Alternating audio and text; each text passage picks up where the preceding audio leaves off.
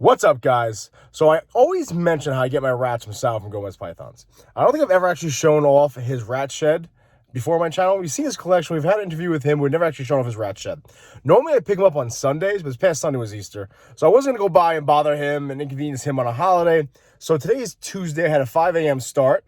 I got it around 1:30 in the afternoon from Brooklyn. It took me an hour and 45 minutes to get to Sal's house now.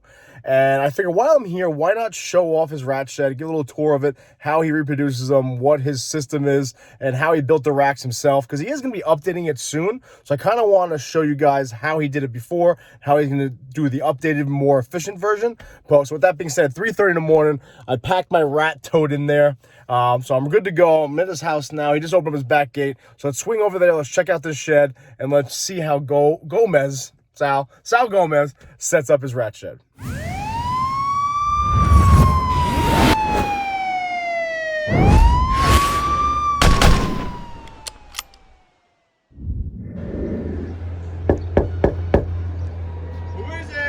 Police, open the door. Oh shit, it's you. What's up? I gotta feed my snakes, bro. Yeah, you can leave it open. Yeah. Is it too bright? Nah, it'll be all right. Who cares? It's ghetto channel. All right. All right, so this is his rat shed, guys. This is every Sunday, give or take, unless he bans you from his house on the holidays. This is his setup. He built it all himself. The racks, right? The ventilation system, the water buckets, everything. Right. So back about a year ago, we were breeding some of our rats in the snake room in the house, and then I realized real quickly that I needed a lot more production out of my rats. So I had this old broken down. Oh yeah, they're doing construction. Oh yeah, there's a backhoe behind us. Yeah, you might as well just close that. So I realized quickly that I needed to produce more rats. And so long story short, I had this old broken down shed in the corner of my backyard. And myself and my good buddy Eric from Big E's Reptiles, thank you Eric, he came over and we built this shed. So we insulated it. We set it up just for breeding rodents. Now, it's not perfect, but it's perfect for what I need. Pretty damn good. It's a 8-foot by 10-foot shed, and what we did was we put a couple of vents on the front to keep fresh air moving through here. I don't know if you can see it. Yeah, you can see it. Yeah. And we set it up with a couple of exhaust fans. One fan I have up here. This is the 10-inch fan that I have set up on a thermostat. Right now everything's off for you guys, so you don't have to listen to the fans. Oh, yeah. So that one's set up on a thermostat, and this fan here is set up to this timer up top to during the winter time. And when it's cool, the temperatures are cooler, it sucks the air out of here. Every 2 hours it comes on for about 20 minutes to suck all the stagnant air out. Anyway, so that's a quick rundown. So you made the racks, correct? So these racks. Now you made a video on your channel on how to make the racks, right? Yes, I did. Okay. I put together a So couple. definitely go check that out. Couple of do-it-yourself videos. Yep. The first one I did was probably back like almost a year ago now, which was this rack here. And then I did a second video, which I believe, that video I actually gave that rack away, but that's since gone. So these racks on this side, these two here, these are all built by myself. Where'd you get the blueprints? These I bought.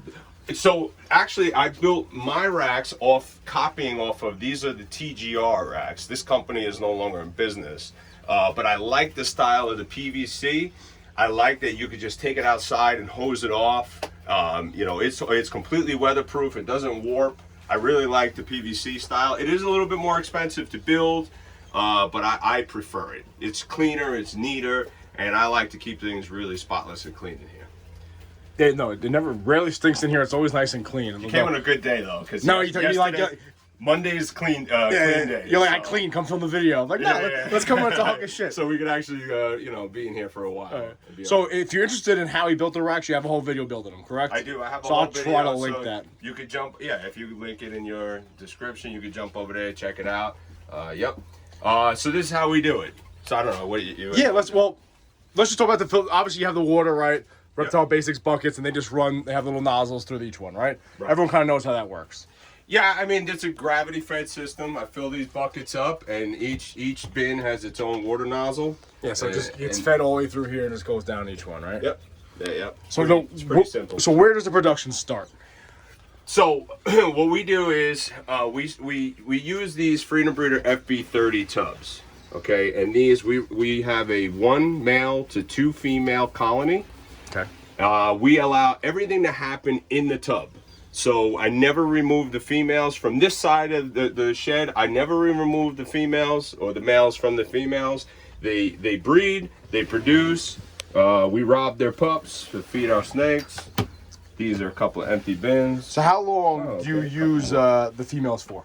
So we keep a colony together for just about 6 months. Okay. At 6 months, I start really paying attention to if their production starts to die off, because the rats are producing a litter of pups every 28, 30 days, and they don't really catch a break. You know, they get tired quick, and their litter sizes start to decrease. So then we euthanize the colony, which we do it very humanely. We have a CO2 setup out in the garage, and we euthanize the rats. What's funny? We euthanize the rats, and then we build our new grow-ups, which are over here in this bin over here. So first you have your 2-to-1 ratio here, right? Correct. Now after 6 months, if they're not producing anymore, then they kind of get euthanized. You sell them off to people that have boas or bigger. When I have my retic, stuff like that. Correct. So once the pups are weaned, what do you do with the pups? Once the pups are weaned, they either are fed to my snake collection, okay, or to Baker's snake collection when he comes and picks up his rats, or all the excess is moved over into this bin right here. So what are these right here? Okay, so this is the other side of the shed. So because It's the other side of the tracks. The other side of the tracks, right? This is the maternity side. Okay. So explain the difference between why we have pups over here and some. Yeah. And then how come this is a quote unquote a maternity side? What does that mean? Okay, so real quickly, what I found out was I was doing a 1 male to 3 females in these tubs, but these tubs are a little on the small side. That's why we're upgrading. For that many rats, and that's why we are upgrading. So you're gonna look for that video probably in a couple of weeks after we get everything, all the new stuff built. So we were originally doing a 1.3, but the tubs were too overcrowded and the pups were suffering. They were not healthy. So what I did was I decreased the size to a 1.2, got the health back into the pups, and then I came over to this side and utilized the maternity style breeding. So what we do here is... So let's backtrack. So you used to have 1 to 3 over here. Correct. But you were noticing with the production and the tub size, which while you have the bigger tubs now, Yes. you were noticing that they weren't taking care of the pups adequately. Right. Okay. It was too overcrowded. So now we have 1 female, 1 of these over here with pups. Right. So what I did was I set up another rack, and I keep a 1.4 in each tub, allow them to breed. Once I see the females are pregnant, I remove 2 females from each tub, and they get their own maternity tub. So until they nurse. Yeah, sure. So this 1 female's by herself, now with her babies. Yep. Hi, mama. She's all by herself now. But she got knocked up over here essentially. She did. Alright. She got knocked up here, and then we have another one sitting on a whole bunch of pups. Tell you, your production rate in here is insane, bro. Yeah. So look at that. Wow. Look at Nice. that. Look at that healthy group of pups. Hi. Always making a. What are you doing? I'm filming a YouTube video. We're filming a video. What's going on? We're filming a video. Say hi to Mrs. Gomez. Hi. That is the wonderful woman that makes this all possible. That allows you to do that. That doesn't throw me out of the house for having a home building full of rats. Not for all these babies. Yeah. So this would be one that. So she's pregnant, so She's you're pregnant. removing So we're waiting for her to have babies, and then once we either wean these pups or feed them to the snakes, then those females get rotated back into the tub. Oh, so these 2 sides are completely separate. Yeah, yes, because I date. I don't know if you see this. I date these tubs, right? So Okay. this colony was created on January 18th. So in June 18th is a wrap for them. 6 months from now, we'll euthanize this Okay. colony. But here, when you're pulling females from the tubs, it's harder for me to keep a record of where they came and went. So I keep this. Pay no attention to these dates; they're all wrong. I know exactly what date this is on. All of these were created on the same date. That way, I could keep track of this entire little setup here. So you essentially have 2 different systems going on right here. Right, This yeah, is yeah. they hang out here, they stay in here as a family. Yes. 6 months is up, you're evicted. Yes. You know, you're euthanized. But over here, they get knocked up here, then they get their own apartment over here. Right. Cool. All right. I mean, fair enough. So once they're weaned, where do you do them?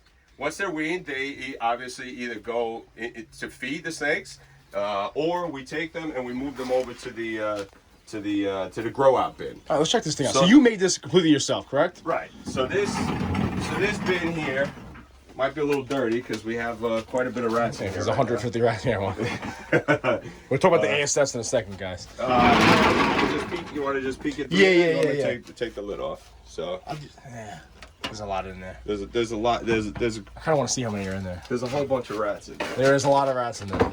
It's almost like you're breeding rats in here. So now, where did you learn how to do all this? Just kind of trial and error, YouTube videos? A lot. Have you ever done it before? A lot of things. No, I mean I never bred rats before, but a lot of this stuff was stuff I learned from videos watching on YouTube. Believe it or not, I did watch Chris Hardwick in the beginning.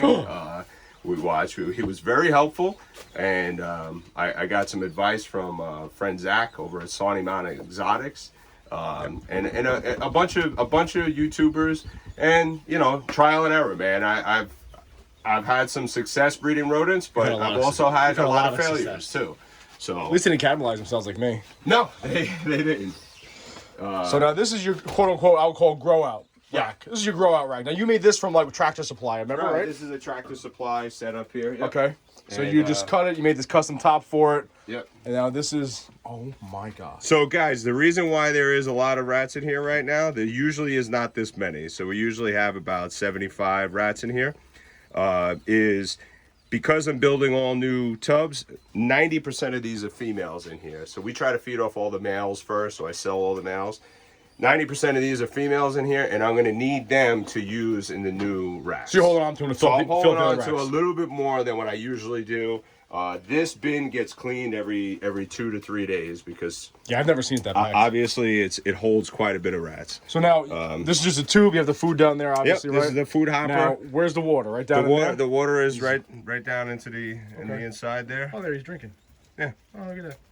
Awesome. So that's where you hold them until I show up to buy them. Yep. All right. Yep. So now, this is obviously your bedding.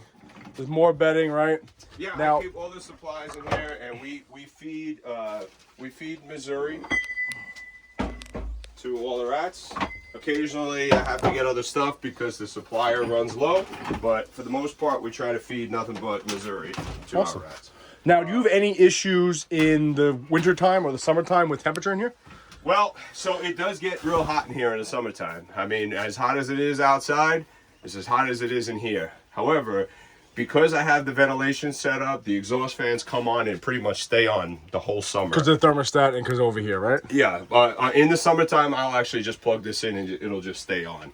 Okay. Yeah, because, the temperatures never drop low enough for the rats to stop producing. In the summertime, though, the rats will slow down because it is hot. It is definitely hot in here. Now, I can run an air condition, but I from other breeders, I've heard that air conditions, they have very little success with because air conditions break down with the ammonia from the rats. Oh, sure.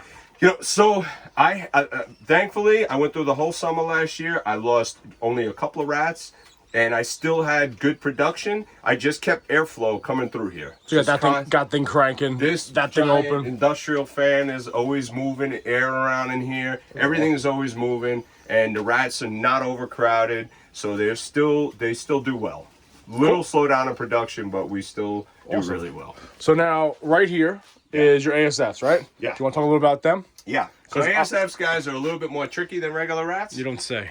I mean, we know from watching Baker's channel in the past that Cannibal hamsters, bro. they do occasionally, but we have. Look at this production, guys. He is a lot more successful than me, huh? Yeah, we do have quite a bit of ASFs. Insane. Yeah. So what is the ratio in your ASF bins? Right now, I do a 2 males to 10 females, believe it or not. And they're more of like a traditional colony. They're a family. They stay together. Yeah, they stay together. They don't like outsiders. Okay. This is a colony I just created. Oh, she's giving birth. Look. Is she? Oh, she was. No, I don't think so. Okay, then she's got a tumor. Oh, really? Yeah. Oh, okay. So. Oh no, that's a male, dude. That's why I don't breed ASFs. He's got guys. 2 big tumors. Yeah. So here we go. Here's some fresh new ones in here. Awesome. So we made a big colonies of these right now. And what I do is I have 4 colonies going, and these 2 bottom ones are the grow outs. So we got 1, 2, 3, 4 colonies. Yep. 2 to 10 ratio. 2 to 10 ratio. And these are your grow outs. And these are the grow outs, but a lot of time, this time of year, you're hatching snakes, I'm hatching snakes. a lot of the grow outs never make it down Correct. here. So they got rats in there now or no? Yeah, there's a few. There's a few? Yeah, there's a few. Okay. Decent size, all different sizes. Yep. All right, cool. So let me ask you this general question: when it comes to weaning them, when do you decide to wean the ASFs, and when do you decide to wean the Norwegian rats? That's a really good question. So I Just by feel and experience? yeah, I mean, I just see the size of them. I mean, usually the females in the colony tubs, by the time the females are ready to have another litter, they're weaned. You know, so They start giving birth, other ones get evicted. usually it's right before. Time to go to college. Yeah, Later. it's right before. All right, It's time fair to go enough. off to leave the nest. So, out of this setup right now, I know I spoke about it before. You're gonna up your production, right? Because you're gonna make it more efficient, etc., etc. Right now, how many rats do you think you produce a month? Any idea? Honestly, I really don't know. I probably somewhere in the ballpark of maybe 500. That's awesome. Something so like you that. think you're gonna double it now, right? Well, yeah. So we're gonna try to up maybe, I don't know about double, but pretty close. Pretty close. Awesome. Yeah. I mean, a baker's expected to have like what 10 clutches this year. Yeah, give or take. Yeah. I'm expecting to have about the same, and I do have a couple of other guys that come and buy rodents, not on a weekly basis, but they usually take the excess. But basically, this shed here supports my collection. It supports Baker's collection, and then I have extras. That's awesome. All right, cool. Like I said, it's not a perfect system. I'm sure there are a lot of mistakes that I've made and I'm still making, but it's been a success. I think it's really successful. But so that's a quick little tour. I don't know if you're maybe I don't know. That's a quick little tour of the current rat shed. He's gonna be building them on Saturday. We're gonna try to get the new shed up and running by Saturday. And you switch over to ARS, what's essentially 70 series tubs, right? Yes. We'll I go mean, through that in a new video. these are all Freedom Breeder tubs. I have nothing against Freedom Breeder. I think they're great. It's just that the new tubs I got, it worked out better than I bought them from Awesome. ARS. So this is where I go every Sunday, sometimes multiple times a week, and most time I forget to pay him on PayPal. But he reminds me. Anyway, guys, listen, I appreciate it. Be safe. Please remember, watch the 6.